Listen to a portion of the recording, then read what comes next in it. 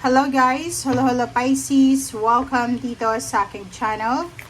Kapalaran 888 para to sa third week of April 2025 from April 20. Tama ba? Third week. April 20 hanggang 27 or 26. Tingnan natin Pisces kung anong messages or energy na gustong ipahiwatig or ibigay sa iyo ng ating barasoy. Okay, first card natin is King of Gabriel. Okay? King of Gabriel is a fire sign person. Sinasabi ng baraso dito na isang fire sign, pwedeng lalaki, pwedeng trabaho, or pwedeng emperor siya, pwede din na king. Diba? So, sinasabi ng baraso na to na isang fire sign Leo Aries Sagittarius, ang posibleng involved sa'yo, connected, attached sa'yo, pwedeng asawa mo, boss mo, or pwedeng kapamilya, or pwedeng kapartner sa business. Dito sa barahang to, sinasabi ng barahan na keep your eyes on the big picture. Leave the details to others. Experience that leads to success. Okay, so nakikita ko yung mga job offers dito na pwedeng dumating sa inyo. Yung job offer is pwedeng from fire sign, Leo Aries Sagittarius, or posibleng if you are married sa mga fire sign, sila ay posibleng makakatanggap ng mga job offer, business proposal, or pwedeng mga payments, payouts, bonuses, inheritance, or kung ano man na financial windfall ang posibleng dumating sa kanila. Okay, thank you.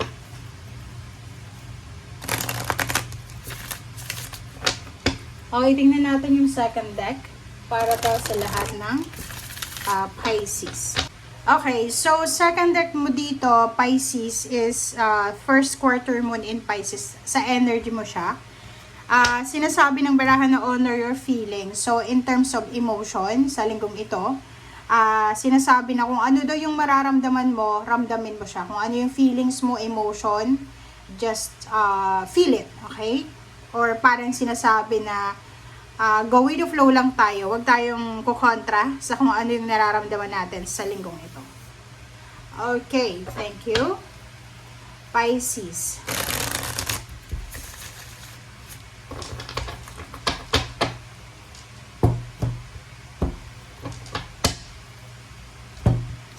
Okay, first card and second card. Dito sinasabi ng baraha Pisces na isang good news, isang magandang balita, isang communication, or isang kwento ang posibleng darating sa iyo sa linggong ito. Ang information na to, or clarification, or confirmation, kung ano man siya na communication, ay posibleng magdala ng pagbabago sa iyong buhay. So this is good news about success, about new beginnings, about change, about transformation. Okay, next card natin is Eight of Cups and then the Magician. So, yung second message dito, sinasabi ng baraso dito guys na Eight of Cups and then Magician. Isang unexpected na travel ang posibleng gagawin mo sa linggong ito. Okay, so, isang unexpected na milagro talaga. Unexpected kasi milagro to eh. So, maraming kumbaga unexpected events na pwedeng mangyari sa linggong ito. So, pwedeng ikaw magta-travel, pwedeng ikaw magbabakasyon, or kung nasa bakasyon ka ngayon habang nanonood ka, pwedeng next week ay pauwi ka na sa bahay mo. Okay? Next card is Nine of Pentacles. So, isang hindi inaasahan na pera ang posibleng mag-shower sa'yo, or posibleng unexpected na wish, financial wish, ang posibleng makuha mo. Okay? So, alin man dyan sa messages na yan, sobrang maganda, sobrang, kumbaga, positive siya. Okay, Four of Cups and Nine of Cups. Nakikita ko sa'yo dito, Pisces, isang kamag-anak mo or pwedeng related kayo sa dugo or pwedeng magkakilala kayo. Ang taong ito ay namumroblema siya, full of pain and heartaches ang pinagdadaanan niya sa linggong ito. And ikaw yung katuparan ng pangarap niya. Pwedeng naghahanap siya ng paraan para makausap ka kasi pwedeng gusto niya ng tulong financial or emotional. And Ang taong ito ay, kumbaga, sobrang desperate na siya sa mga moves niya, lalo na sa linggong ito. And kaya hinahanap ka niya kasi ikaw yung talagang magiging rason kung bakit siya magiging masaya, or ikaw yung magiging rason kung bakit maayos kung ano man tong pinoproblema niya sa ngayon. Ace of Swords and Two of Swords, so it's number 3. Sinasabi ng baraha sa'yo dito na may pagkakataon dito sa linggong ito na kung ano man tong mensahe na matatanggap mo, ay pag-iisipan mo muna, which is maganda siya. So, for example, may taong nag-message sa'yo or kung ano man tong balita na ibabalita sa'yo, hindi ka dapat daw magpadalos-dalos. Pag-isipan mang mabuti, di ba, yung choice and options. Wag mong, kumbaga, madaliin yung sitwasyon. Okay, King of Swords. Yung King of Swords dito, sinasabi na isang air signs, Gemini, Libra, Aquarius, ang taong ito. Pwedeng hinahanap ka niya, or pwedeng yung taong to ay may ibinabalita siya sa'yo. Mag-iingat ka sa mga balita na yan na posibleng dumating sa'yo. Okay, Death card. Transformation siya, and High Priestess. Sinasabi ng baraha, may mga bagay-bagay ka na kailangan tapusin, or may mga bagay, sitwasyon sa paligid mo na talagang magtatapos. So, yung High Priestess dito, sinasabi na it's balance, kailangan ng balance. Kailangan mong acceptance. Sa kung ano man to, like for example, nabawasan ka ng trabaho, nabawasan ka ng overtime, or kung ano man to, just accept it. Okay? Kasi yung High Priestess, may hidden meaning or may hidden message yan na kung anong nangyayari sa'yo sa ngayon. Okay. The Chariot is all about progress, transformation, and justice. Wow! Nakikita ko sa'yo dito, sa linggong ito, napakaganda ng baraha mo. Sinasabi ng baraha sa'yo na ituloy mo lang daw, Pisces, kung ano tong ginagawa mo sa ngayon. Just go on, go with the flow, keep going, Pisces.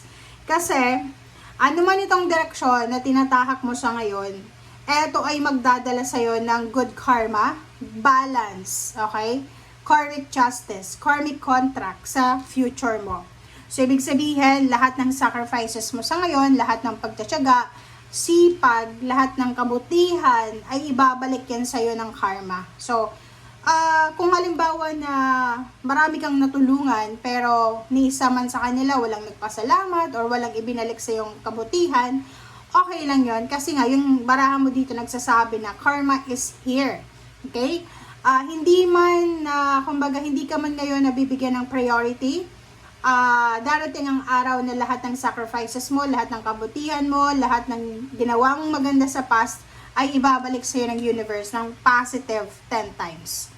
Okay, so 9 of Swords and Knight of Cups. So, nakikita ko sa'yo dito na isang tao ang posibleng darating sa'yo para bigyan ka ng advice or bigyan ka ng parang kalma sa iyong sarili.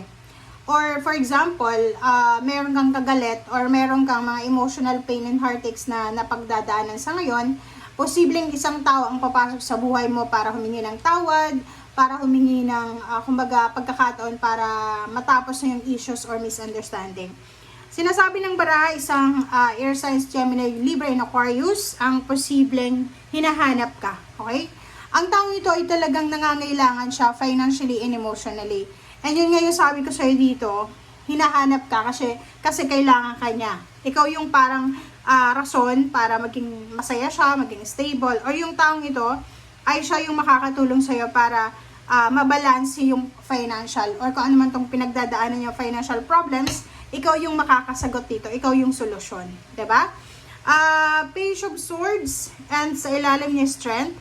Ano man daw na balita, ano man na pagsubok, ano man na messages na pwedeng mag-trigger sa'yo sa linggong ito, just let it go. Huwag magpadalos-dalos, guys, okay? Kung hindi ka parang hindi ka masaya sa taong ito, sa sitwasyon na to, sa relationship na to, just let it go, okay? Honor your feelings. Kung parang pakiramdam mo negative negative to, ayoko to. So, just let it go, okay? Okay, so sa ilalim mo is Strength card. Sa ilalim pa niya is Six of Pentacles. And then, Celebration. So, Four of Wands, all about family. So, nakikita ko sir dito, yung bond mo with your family or yung strength and then foundation ng family mo, yung security and balance, sobrang tatag, napakatatag niya, Pisces. So, sinasabi ng bara sa'yo na just keep on going, keep going, okay?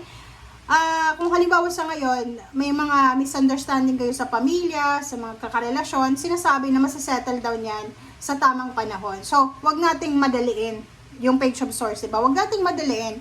Kung yan, honor your feelings. Kung galit ka, kung masaya ka. Okay? And yun, forgive and forget. Okay? Trust, all will be well. Okay? So, thank you guys for watching. Ito ay para sa lahat ng mga Pisces na nanonood sa ngayon.